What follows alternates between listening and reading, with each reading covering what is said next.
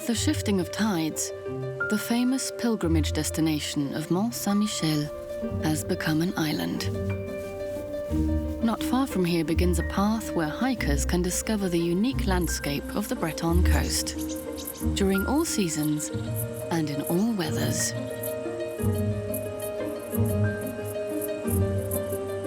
It's an ancient path, once used by customs officers and soldiers to secure the border between the land and the sea.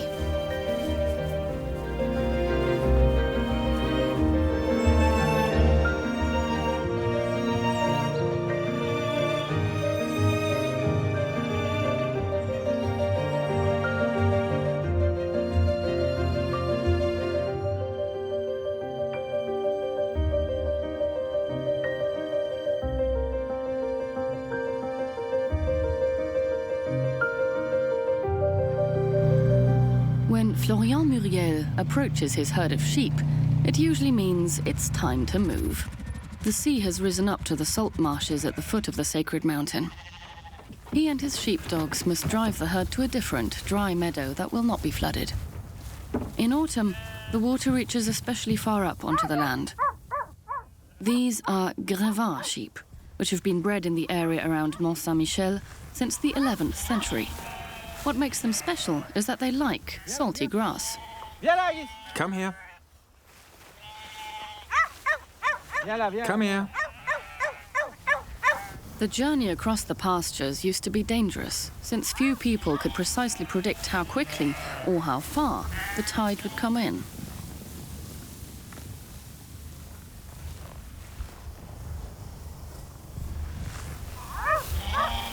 C'est toujours dangereux. It's always dangerous, though now there's a helicopter that monitors the tide's approach, and you can now see the exact dates of the high and low tide on the internet. People used to have to pay attention to that, though we didn't know how high the tide would get. The bay is somewhat silted up here now, so the water doesn't go up to the edge of the dike. It's not as dangerous in the places where grass grows. The rhythm of the tides in the Bay of World Heritage Site Mont-Saint-Michel is unique in Europe. This is the starting point of the customs officer's path, 1,700 kilometers long.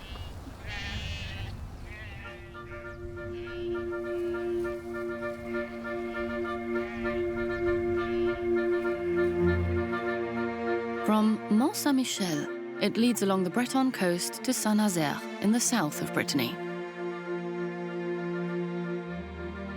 The first leg runs from Mont-Saint-Michel to Millau Island.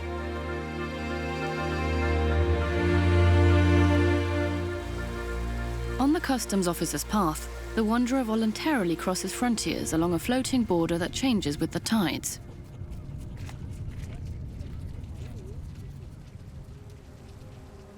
As soon as the tide is low, an eager search begins in the Bay of Mont-Saint-Michel for small treasures that the sea has left behind. Professional shell collectors drive far out in their amphibious boats, while amateurs get busy with buckets.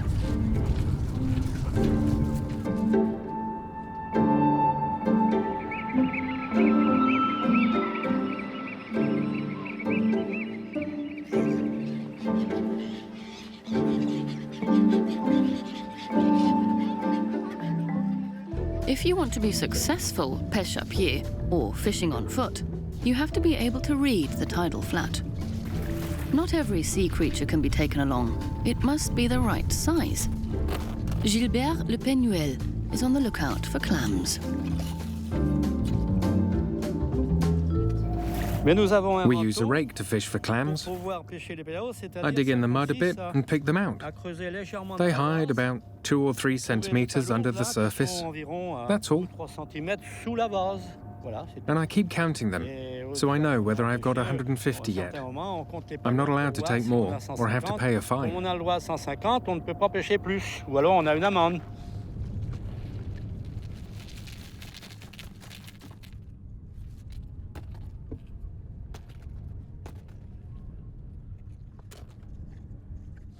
So I count them, and because I only have 100, I keep going until I get to 150. The constant change between high and low tide shapes the rhythm of life in Brittany. And it provides the ideal farming conditions for a particular delicacy among shellfish. The oyster farmers from Cancale come here daily to process their shells. Because if you want to sell pretty oysters, you have to pummel them first.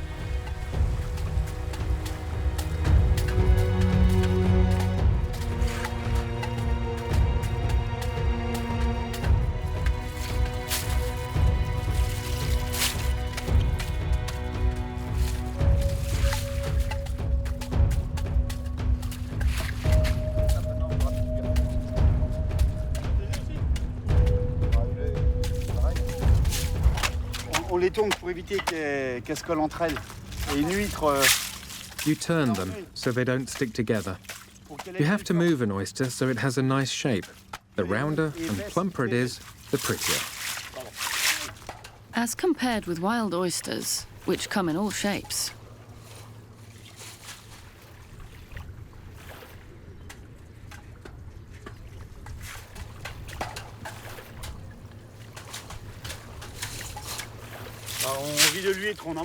We live from oysters, we eat them and sell them. They feed us and nurture us.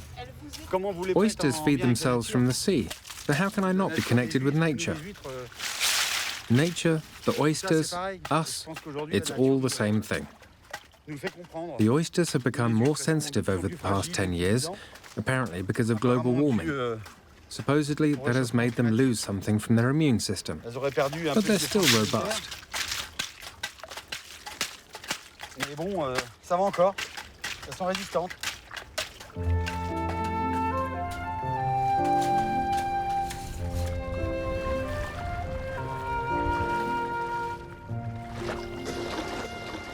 The leftovers from the oyster farm attract many sea creatures in the shallow water, which in turn captures the attention of amateur anglers. This catch is too young and will be given a chance to reproduce first. Et voilà.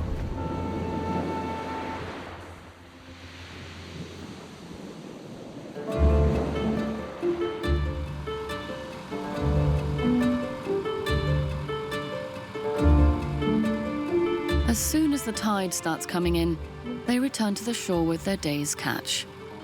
Here in the bay of Mont-Saint-Michel, the difference between high and low tide can be 13 meters and more.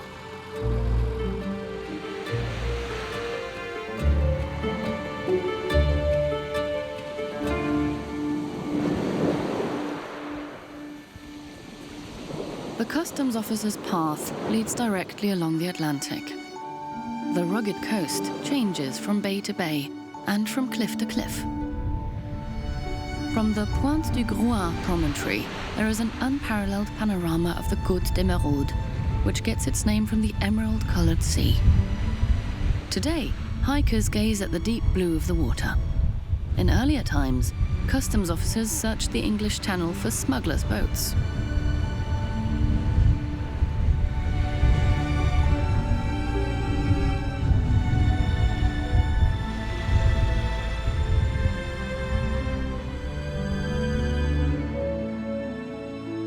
People also used to keep an eye out for ships further to the west. Buccaneers with letters of marque issued by the French king lived in Saint-Malo. From here, they sailed the English Channel to raid mostly English and Dutch ships. The proceeds were auctioned off, a profitable business model in the 17th and 18th centuries.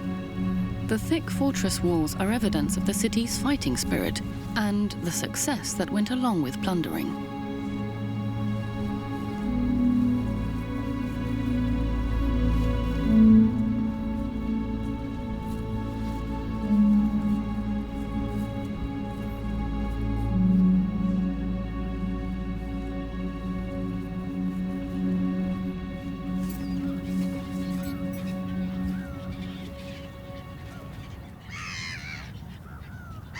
The tides mix fresh and salt water at the mouth of the Rance near Saint-Malo. These are ideal conditions for a coveted wild vegetable that fascinates Maud Torres, samphire or sea asparagus. Maud is originally from Paris and now lives in Brittany. Here she discovered wild cooking. Cuisine sauvage, cuisine To me, naturelle. wild or natural cooking means cooking outdoors in nature and with seasonal products, and collecting some ingredients, like wildflowers or other wild species.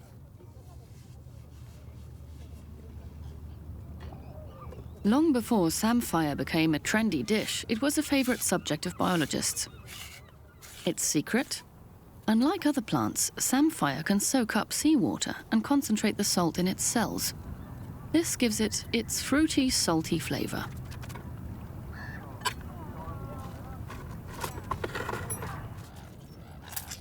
Eating plants from the mainland and the sea means you're eating living food.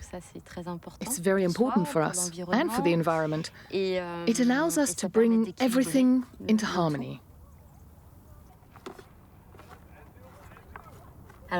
You shouldn't gather too much because they are protected species. You have to pay attention and not collect too much. A handful has to be enough.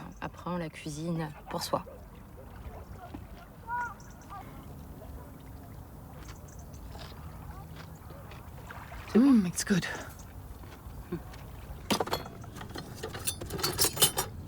The water is already getting closer again. The picnic has to end.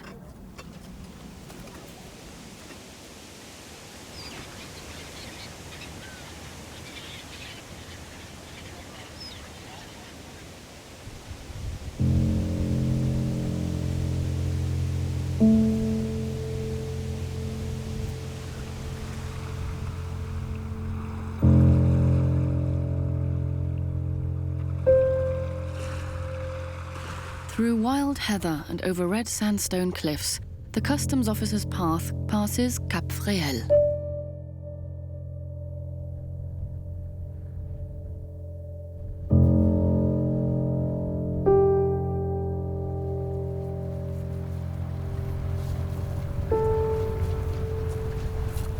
A conservationist and two aspiring biologists are searching for butterfly eggs. Philippe Quéré oversees the protection of this landscape, which has been classified as a significant French natural site. Emma and Ninon Brouchard are completing a year of voluntary service. You see down there? You can add 3 seagull sites to the count. Thousands of birds return every year to brood on the cliffs of Cap Fréhel.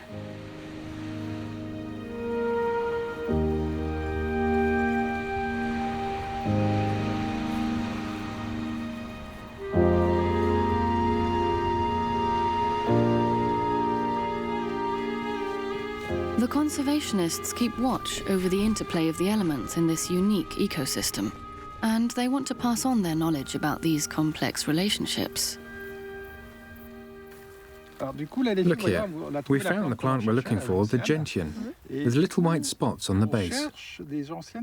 Those are the eggs of the dusky large blue. The caterpillar bores from there to the heart of the blossom to eat it, the reproductive organ of the flower. Then it falls to the ground and immediately attracts the ants. It sends off sounds and pheromones that make it seem like a baby ant. The ants get it and bring it to the anthill to finish raising it.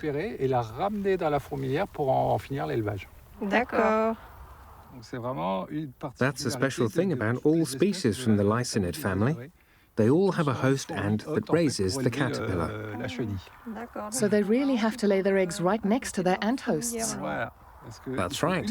It takes a special plant, a special butterfly, the dusky large blue, and a special ant, all of which we find here in this heather. It's the link that completes the cycle for this species. This countryside is typical of the region, since there are areas here that have been grazed for centuries. They have created these very barren environments that make the area so magical today. They're heaths with very unusual species, some of which can only be found here. And since this habitat is exposed to wind and weather, the sea preserves it naturally and limits it.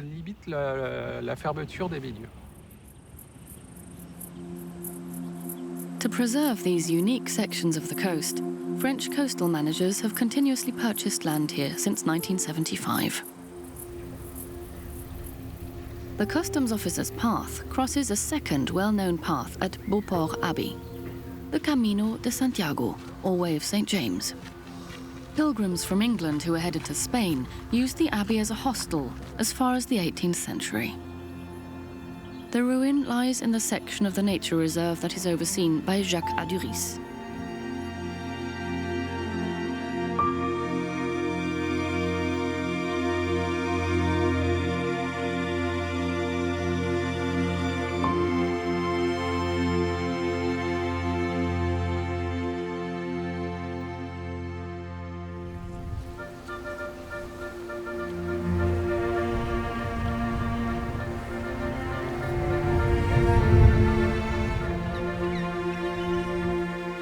In spring and autumn, when the sun, the moon, and the earth line up, the tidal forces add up. The spring tides pull the sea especially far back, so that the bay of Paimpol is nearly dry. You can draw parallels to the previous significance of the customs officer's path, which today crosses the protected coastal area. It was once used for observing smugglers, and today it's used for protecting nature. So this path has always been tied to the idea of protection.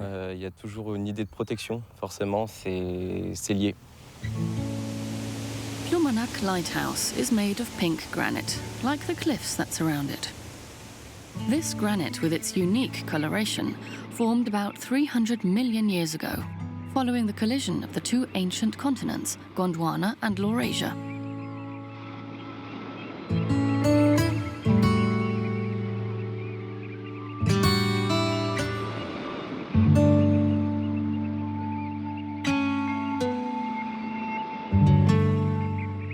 The customs officer's path leads directly along the Côte de Granit Rose, or pink granite coast. It passes by bays and beaches where the pink granite forms bizarre otherworldly formations and figures.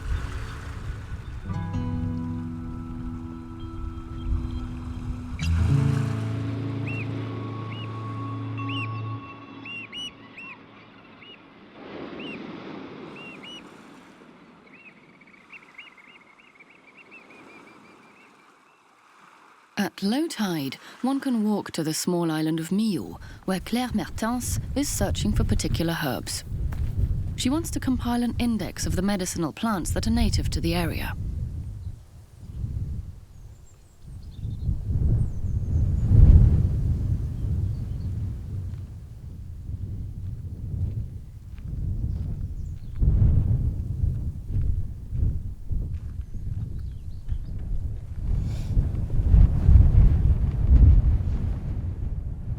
I found two interesting medicinal herbs. Heather, which is a kind of false heath from the plant genus Calluna. It's very interesting from a medicinal point of view, since it's used to treat kidney stones and bladder infections. And then I found a second plant farther down in the valley, watermint, a plant that is also aromatic. You can cook it into syrup. It has a calming effect, and you can mix it with other herbal teas. Anything that thrives in the raw climate of the Breton coast has to be extraordinarily vigorous. From the island of Millau, at the end of the pink granite coast, the customs officer's path now leads to the outermost point of Brittany, the Côte des Abers.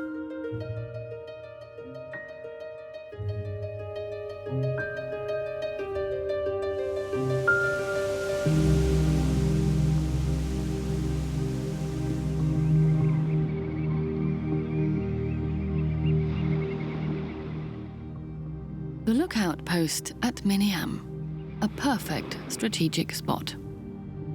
The customs officer's base is protected by the giant rocks and can hardly be seen from the sea. Up to 35,000 customs officers walked the paths of the Sentier des Douaniers and de Napoleon to monitor suspicious movements on the land and on the sea.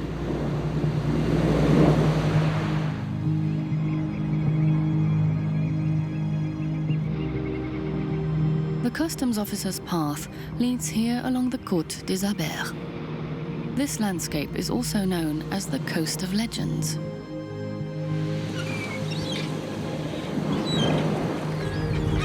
Seafarers avoid it since the boulders cause unpredictable currents. A dangerous fairway leads towards the southwest from the English Channel to the Atlantic. The Sea Rescue Service, headed by Louis Le Gall, makes use of the low tide to compare the ground to the nautical charts using echolocation.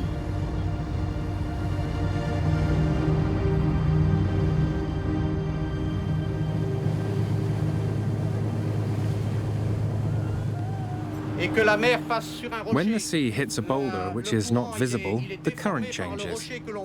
This forms particular zones on the water.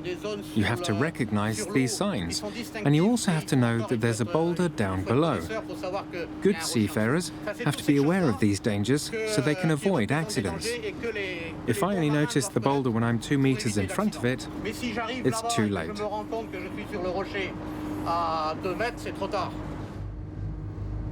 The lifeboat heads along the Coast of Legends towards the offshore island of Ouessant.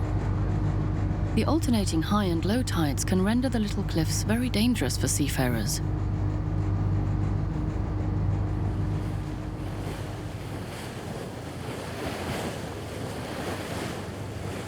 While the ships steer well clear of them, others appreciate the little reefs. The English Channel is an important habitat for seals. The water quality is good, and there's adequate food supply.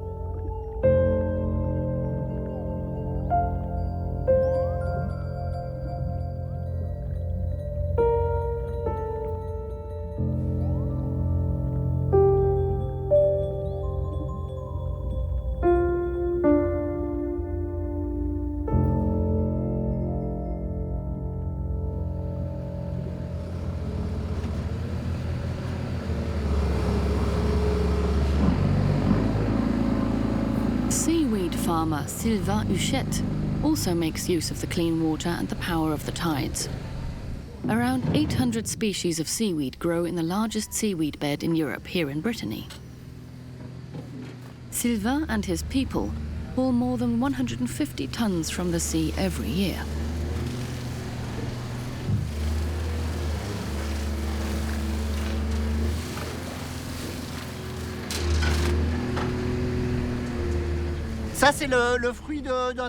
This is the result of the work of the three of us during a 3-hour low tide. Here we have 2 kinds of seaweed. There's the Royal Kombu, this one here, which is also called Saccharina laxissima, or sugar kelp. Sugar kelp en anglais. Et après, on a aussi... And then we have the dulse, or Palmaria palmata, a red algae that is plentiful here. Qui est assez abondante ici. These are edible sea vegetables for salads, tartar sauce, fish stock, cuisson de poisson, and you can eat them raw.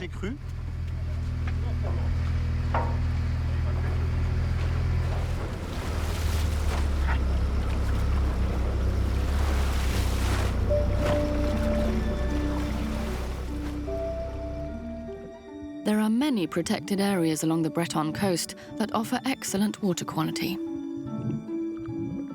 Here, the sunlight can shine through to the seabed, because, like most plants, seaweed needs a lot of light.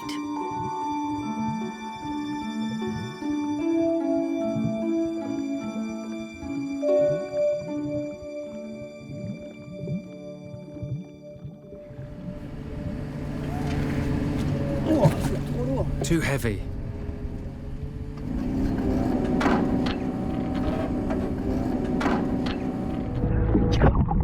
Seaweed is one of the world's oldest organisms. About 10 species are edible and have been authorized for sale.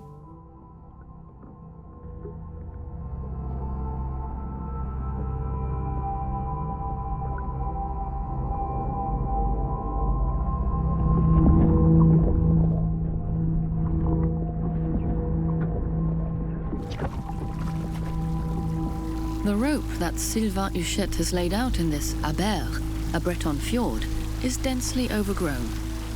The shallow water is well suited for cultivation.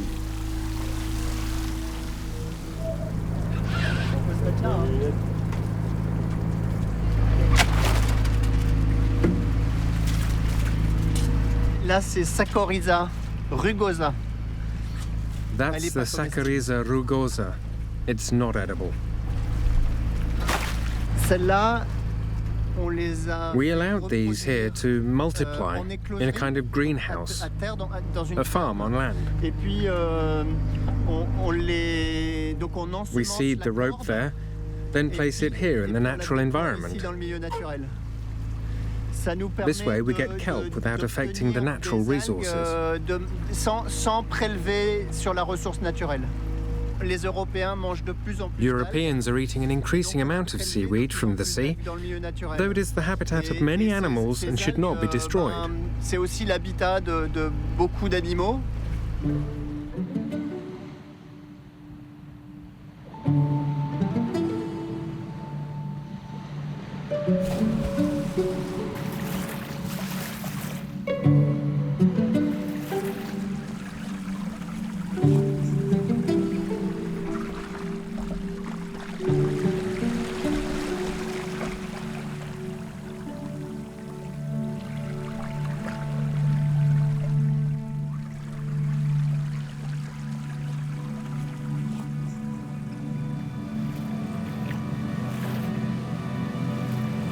The coasts of the Finistère region in the westernmost part of Brittany are among the stormiest in Europe.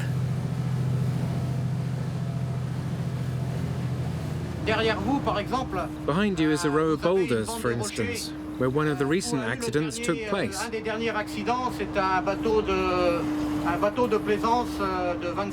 A 25-meter yacht with 7 people on board smashed against the rock. One person went missing. Later we found the body farther out at sea. We were able to save 6 people and to retrieve 1 body. The next day there was almost nothing left of the boat.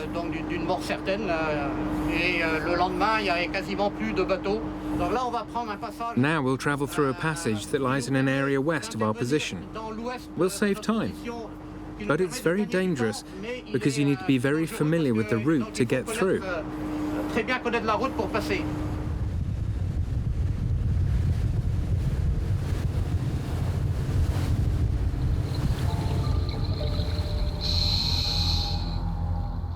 Numerous wrecks off the coast are evidence of how unpredictable and violent the forces of nature can be out here. One of the most famous is the Amoko Cadiz. In 1978, the oil tanker's steering gear went out during a hurricane. The ship rammed a cliff and broke apart. More than 200,000 tons of crude oil spilled out, contaminating the water and more than 350 kilometers of coastline. It took more than 40 years for the plant and animal worlds to finally recover from this catastrophe.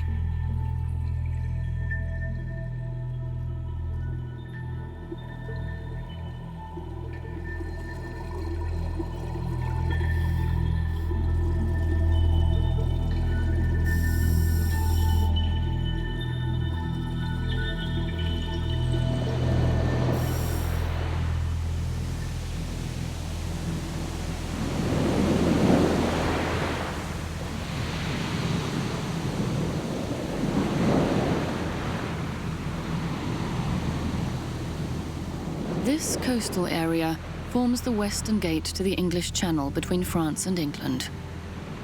About 50,000 ships steer through this important passage per year, at a safe distance from the cliffs. To make traffic in the English Channel safer following the Amoko Cadiz catastrophe, a modern ship guidance system was set up on the offshore island Île de Weston. The island is important not only for the safety of the ships.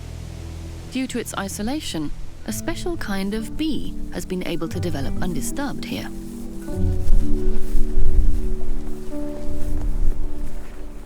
The island is known for its particularly good honey, produced by the black Breton bee. Whereas bee colonies on the mainland were decimated by the invasion of the Asian varroa mite, the island has long remained a bee paradise. Yet everything changed in 2021, when the parasite made it to the island. Beekeepers Neil Farine and Joe Herré are working with biologist Anne Dalmont to try to separate the sick bees from the healthy ones.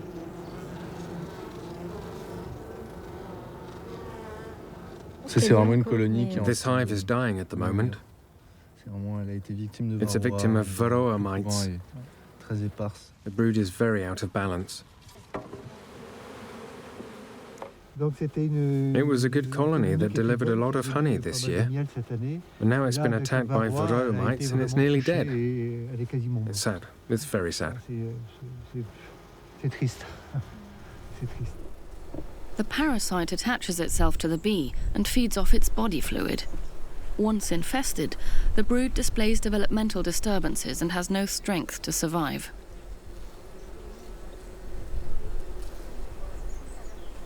Here you see a bee with completely atrophied wings. This is the result of infestation by varroa mites that reproduce and have transmitted this so-called deformed wing virus, which is unfortunately aptly named. You see the various stages. The bees have completely deformed wings at birth. Bees affected like that are condemned to die. They typically just live a couple of hours or at most a day.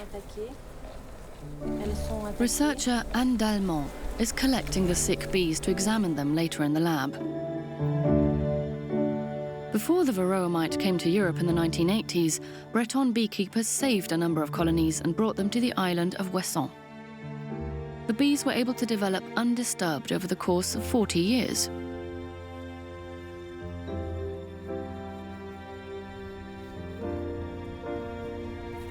For their protection, a bee conservatory was established in 1989. Together with research institutes, the beekeepers are now trying to find out how the contamination started and how they might still save the precious bee colonies.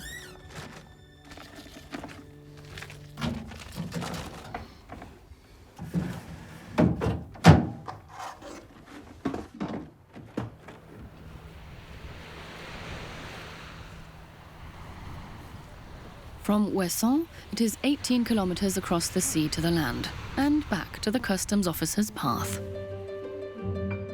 The western part of the path winds its way from the end of the world at Finistère to Saint-Nazaire. On the Crozon Peninsula, the path runs parallel to the Bay of Brest.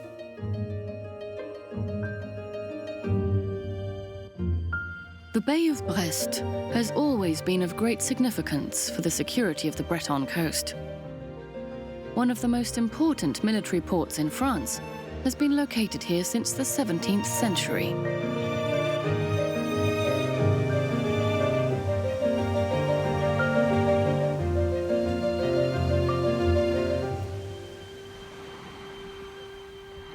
The Fort of the Capuchins was erected in 1848, based on plans by the famous military architect Vauban. This and two additional forts controlled the strait, which is only 1.5 kilometers wide.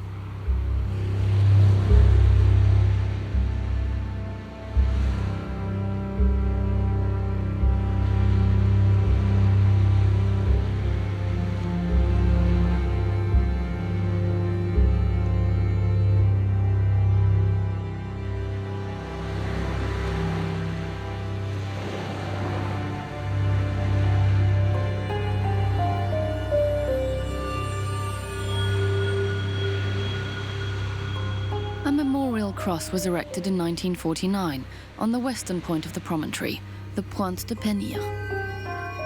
It honors the armed Allied forces whom Charles de Gaulle had joined in 1940 to fight for French freedom in the war against Germany.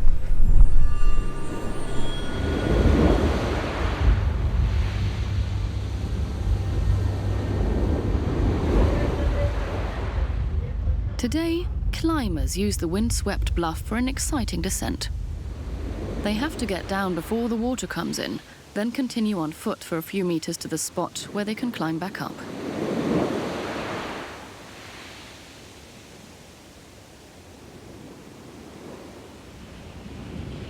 The customs officer's path crosses the windy plateau along the rocky coast, always with a view of the sea.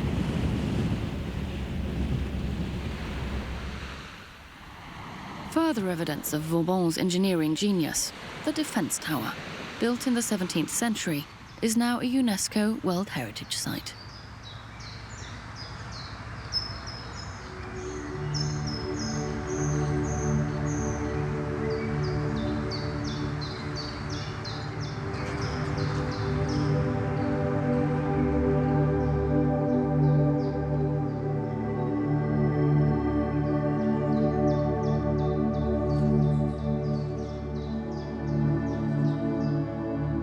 The world-famous Carnac stones are still a mystery to archaeologists like Olivier Agouguier.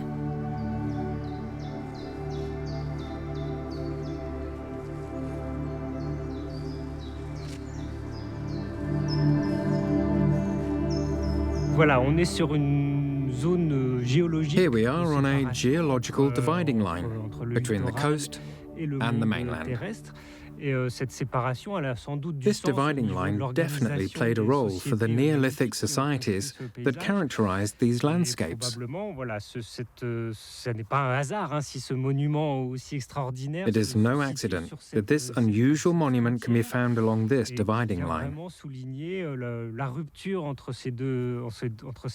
It emphasizes the border that separates the world of those people who live from the resources of the sea and those who live from the resources of the land.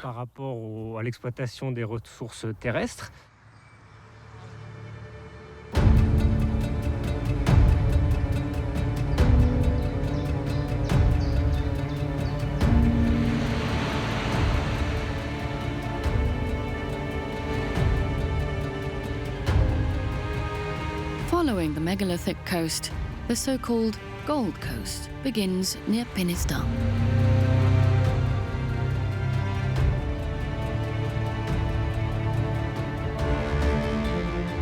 It gets its name from the gold that was once prospected here.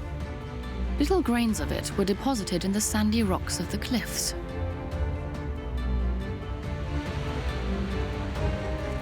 Geologist Frédéric Bretier has researched the particular shape of the cliffs and depth. They emerged during a time when the Loire estuary was still located here.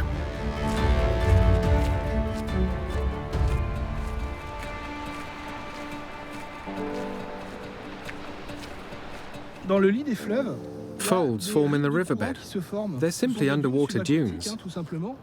And the current pushes the sand and the gravel. Then the first pebble is pushed by the current, climbs up the dune, tumbles down again due to gravity, and ends up here. That's the most important indicator, since it shows us how the current deposited the sand here.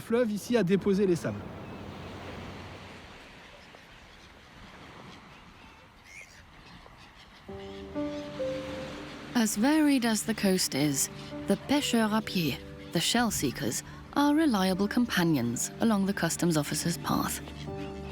They and the occasional ship cemetery show how dependent people here are on the tides and the forces of nature, and how they live with them.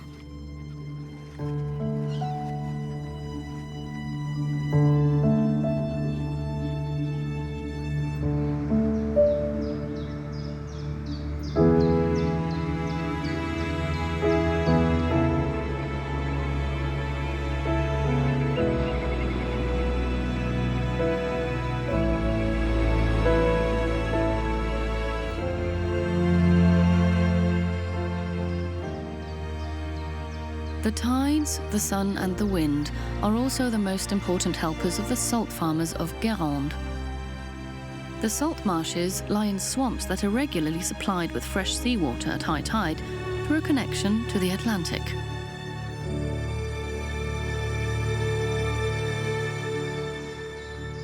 Wanderers can marvel at this surreal water landscape as they cross through it on the customs officer's path. It's a unique mosaic between land and sea. Salt farmer Nicolas Arnaud has retained his fascination with his place of work. This landscape, this peace, and these really ancient structures. We work the same way people did 1,000 years ago. I can't say our salt is better. Salt is salt. Our salt is unrefined and contains different minerals than other salts. It's made of 94% sodium chloride. Industrial salt consists of 99%. So our salt has 6% other components, which all come from our environment. And that's important. For me personally, that's exactly what differentiates ours from other salts. The profession of the salt farmer, which has been passed down from father to son since time immemorial, has intermittently been at risk of dying out. Nicolas Arnaud came to it as a newcomer 30 years ago, for the love of salt.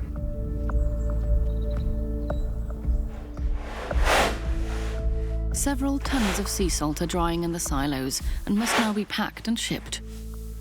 The lives of salt farmers were hard up to the 1970s. Nobody wanted to spend money on good salt, but fortunately, the times have changed.